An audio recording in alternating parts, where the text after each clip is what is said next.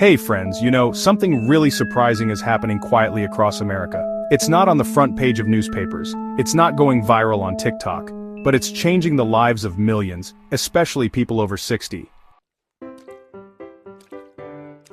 We're talking about cannabis, not for partying, not for rebellion, but for relief.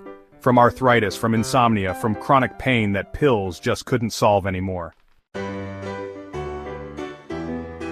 And if this kind of deep dive interests you, the kind that's not just about headlines but real life, then maybe consider subscribing. We break down the stories that most media just brush past, right here on Mr. America. But here's the catch. Doctors are divided, and so is the science. So today we're exploring one big question. Is cannabis actually helping older Americans live better, or is it just giving false hope? Let's start with something personal. Meet Dorothy, 74, from Oregon. For decades, she struggled with sleepless nights due to sciatica pain. She tried everything: melatonin, prescription sleep aids, even acupuncture. Then her grandson suggested cannabis gummies. She laughed it off at first, but one restless night, she tried half a gummy. She slept through the night for the first time in 7 years. No grogginess, no side effects, just sleep. Now, Dorothy's not alone. In fact, according to the National Survey on Drug Use and Health, cannabis use among people 65 and older has nearly tripled since 2015.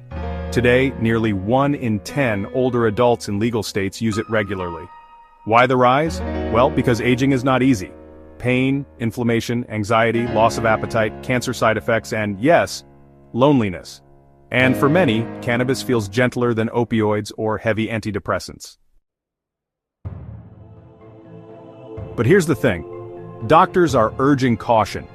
Dr. Peter Grinspoon says cannabis has potential, but it's not a magic bullet. For example, it may help with neuropathic pain, but studies show mixed results for joint pain or general inflammation. It can help some people fall asleep faster, but for others, it disrupts REM sleep. And that's where the mystery deepens. Have you or someone in your family tried cannabis for medical use? What was the result? Did it help or disappoint? Drop your story in the comments below. I'm genuinely curious, because the data is still unfolding. Dosing is tricky. You see, older adults metabolize THC differently.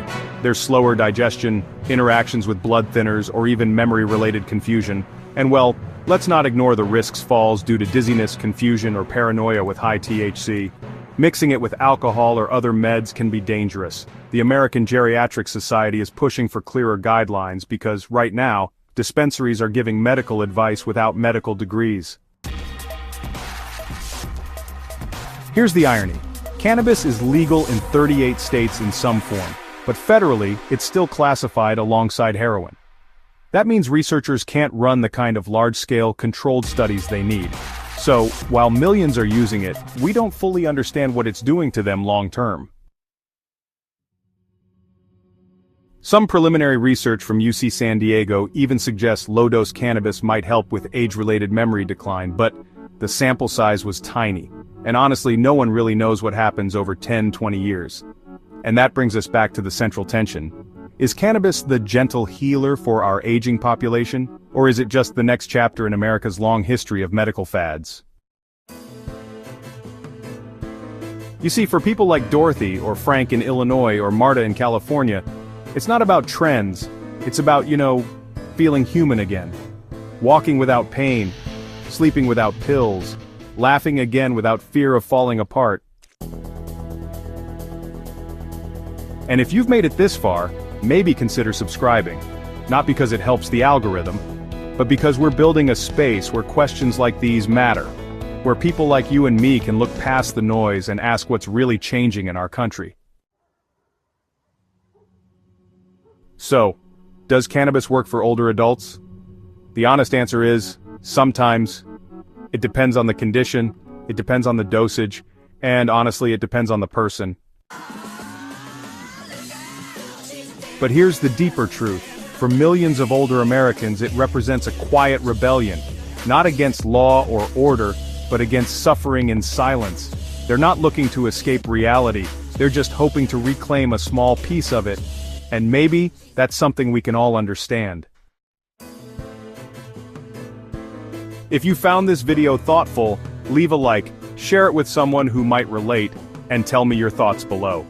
And of course, if you want more deep, honest looks at real-life issues from across America, subscribe to Mr. America. Until next time, take care of yourselves. And take care of each other. See you soon.